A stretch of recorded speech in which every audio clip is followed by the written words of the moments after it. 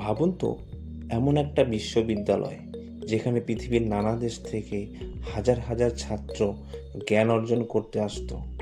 সেখানে ছিল লক্ষ লক্ষ পুঁথি, অসংখ্য জ্ঞানী পণ্ডিত, এমন একটি বিশাল গ্রন্থাগার যার আগুন নাকি কয়েক মাস ধরে জ্বলছিল। কিন্তু এক ভয়ঙ্কর আক্রমণের মুহূর্তের মধ্যে ধ্বংস হয়ে গেল সেই জ্ঞানের সাম্রাজ্য।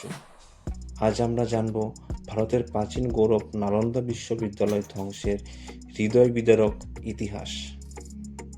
প্রায় ১৫০০ বছর আগে বর্তমান বিহারের মাটিতে গড়ে উঠেছিল নালন্দা বিশ্ববিদ্যালয়।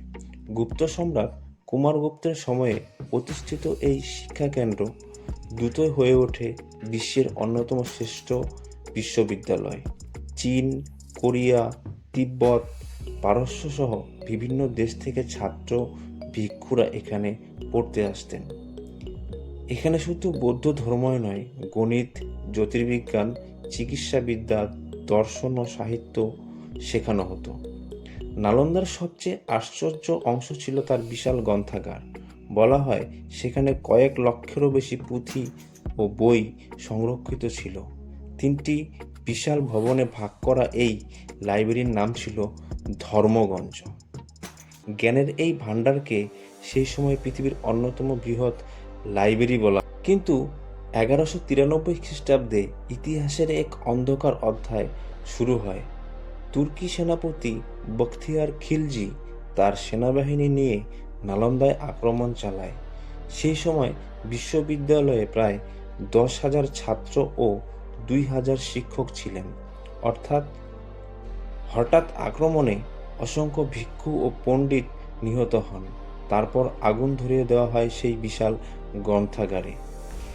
ইতিহাসবিদদের মতে এত বিপুল পরিমাণে বই ছিল যে সেই আগুন নাকি কয়েক মাস ধরে চলতে থাকে। শত শত বছরের জ্ঞান, গবেষণা ও ইতিহাস মুহূর্তে ছাই হয়ে যায়। সেই ধ্বংস শুধু একটি বিশ্ববিদ্যালয়ের পতন ছিল না, বরং মানব সভ্যতার জ্ঞানের এক বিশাল ক্ষতি। তবে নালন্দার নাম আজও ইতিহাসে অমর।